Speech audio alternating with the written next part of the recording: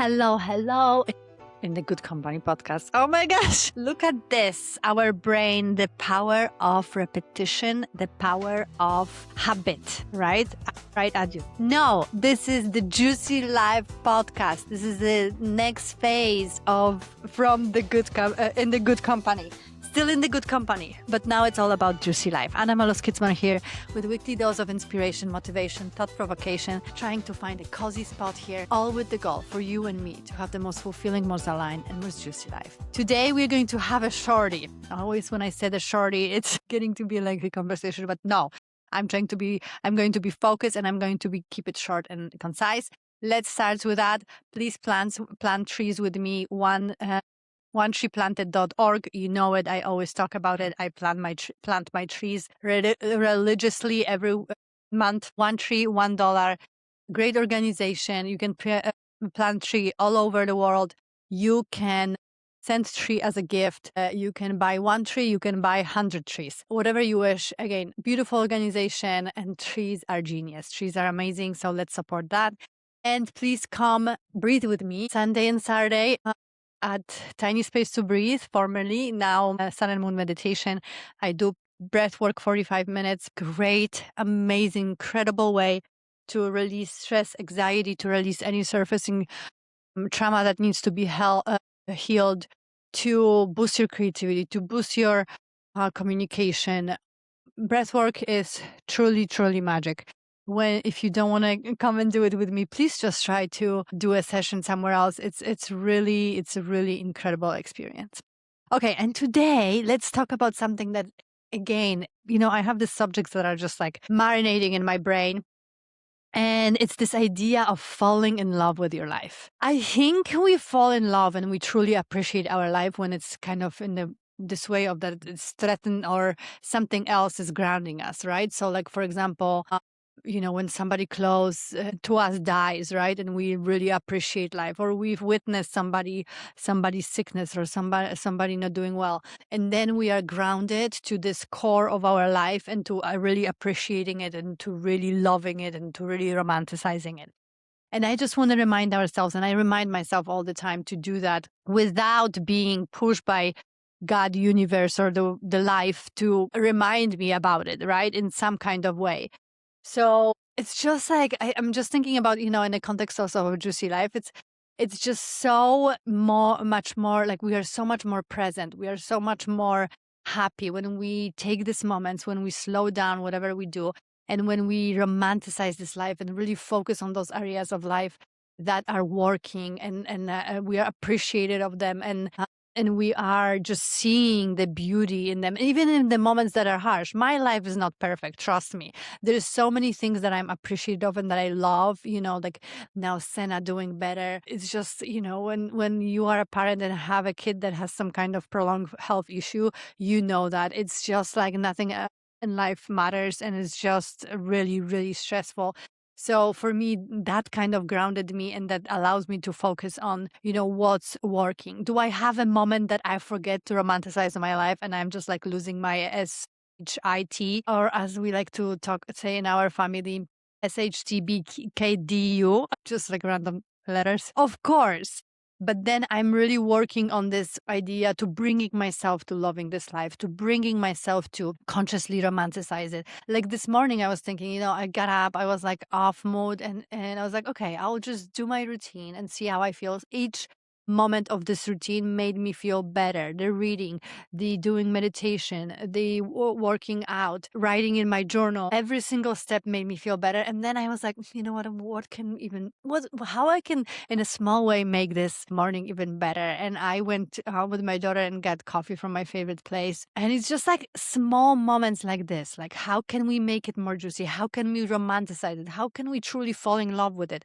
Because when we fall in love and really focus on what we have and really romanticize it and really are in present moment, it's scientifically proven that we are rewiring our brain to focus on, releasing like positive dopamine. Positive, there's no negative dopamine. Maybe like when you scroll, I don't know if that dopamine is positive, but releasing positive hormones and really rewiring our brain on focusing on this positivity and really like calming and relaxing our our nervous system. That's what it also does for us, because we are focused in that moment, because we are focused on something that is working. And even again, even these moments that are not working and those parts that are not working, there are several of them in my life.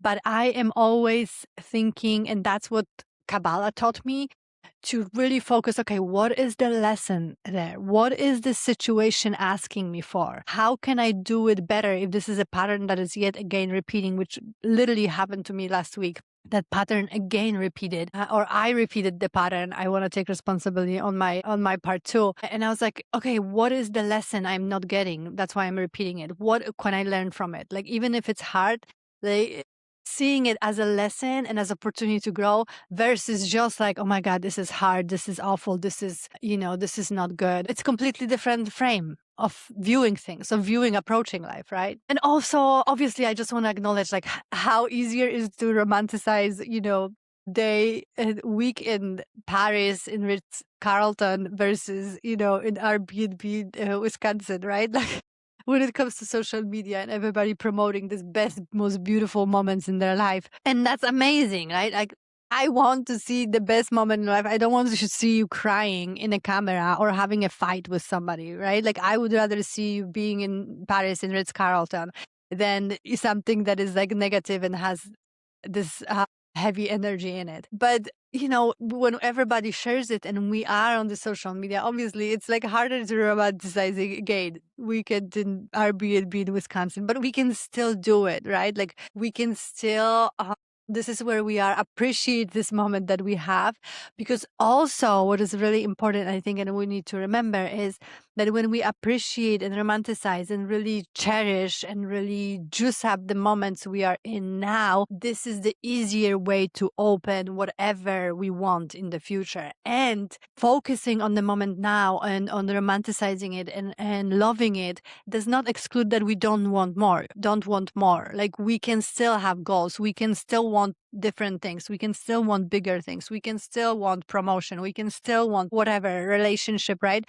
But focusing and really, really appreciating and being grateful. That's why I also want to do this episode, because just a couple of weeks we did episode about gratefulness, right? I did. And romanticizing this life. Like, how can you do it today? How can you make dinner more romantic, right? Like, how can you make it one day more amazing? Like, yesterday I love to do it.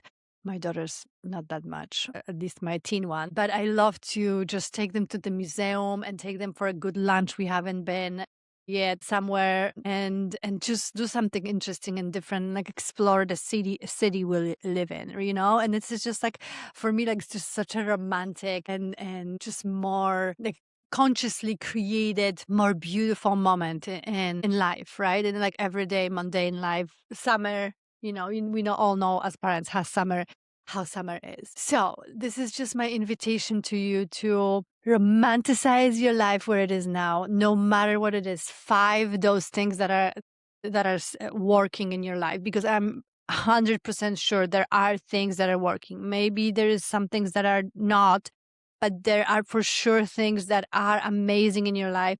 Focus on romanticizing those, bringing those up, and looking at the rest as a lesson, as opportunity to grow, as opportunity to expand and learn something new as a human being, right? What else? And then I use this like amazing technique sometimes when, again, I'm not like 100% of the days in that energy. I'm really consciously working on it and making those choices. But sometimes when even last week I had to like do a deeper cleaning in the house. And I don't like cleaning, like I'm not good at it. I don't like it. It's very repetitive to me. But I was just thinking about like how amazing it is when I clean to like process things, like when you clean to you process it.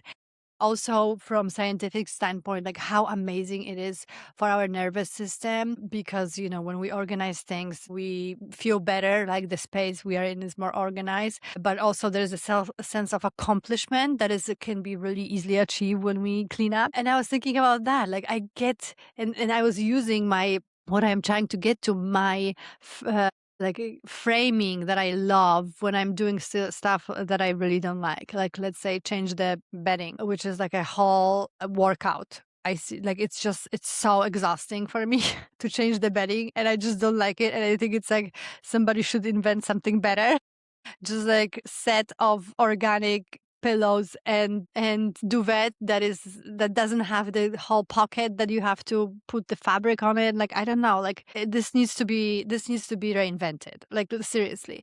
But when I have to do it, I think to myself, I get to do it. I get to do it. I get to change into my favorite sheets that I love, that came order and came here. It took a month, and then everything will be, I get to, refresh my bedding, and it will be crispy and fresh when I get to bed at night.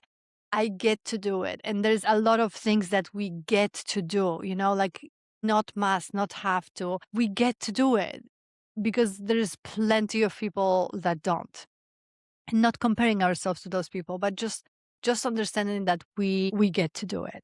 Okay, so I think that's it today. Let me see at my little research notes. We talk about social media. We talk about that we really appreciate life that it's threatened in some way, right? Like when their life is grounding us and showing us, okay, this can be somebody has it worse, or somebody, like I said, maybe passes away, and we really appreciate them and time with them and our life. Get to do it. We talk about scientific benefits of being present, or romanticizing, falling in love in your life, being here now and really enjoying it, this brain rewiring, this nervous system calmness. Get to do it. And still, it doesn't mean just because you love your life right now, because you romanticize it, because you just like feel the juiciness of it in every moment, and also consciously create additional moments like this. Like, how can I make it more beautiful? How can I make it more exciting? How can I make it more, I don't know, beautiful? It's coming still to mind, right? Like, even like setting up your breakfast. Like, how can I like have a beautiful setting and a beautiful napkin and make my sandwich that is a simple sandwich beautiful,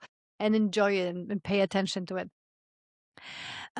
So again, just because we love our life now doesn't mean that we cannot have bigger things cooking, and doesn't mean that we want we cannot want more things and bigger things in our life, or changes, because again, energetically, the ride to those future things we were planning, goals and wanting, will be much smoother if we appreciate and really juice out and really romanticize the moment we are now. Okay, I don't know how many minutes is it, but we probably went over.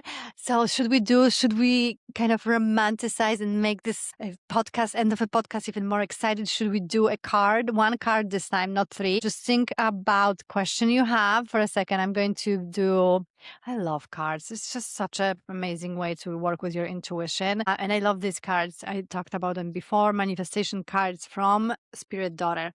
Sold out. Sorry. That's how it is. Like, when I buy something, it's right away sold out. Sometimes it is. I'm just kidding. Okay, are you thinking about your question? Because I'm pulling card right now. And the card that is answer to your question is, whatever question it is. And I need to put my glasses because I can't see without glasses. It is recognize the strength. I am rooted in my strength. So that's kind of aligned with what we are talking about, like how recognizing your strength, right? Like falling in love with yourself now and seeing what you have, what we have.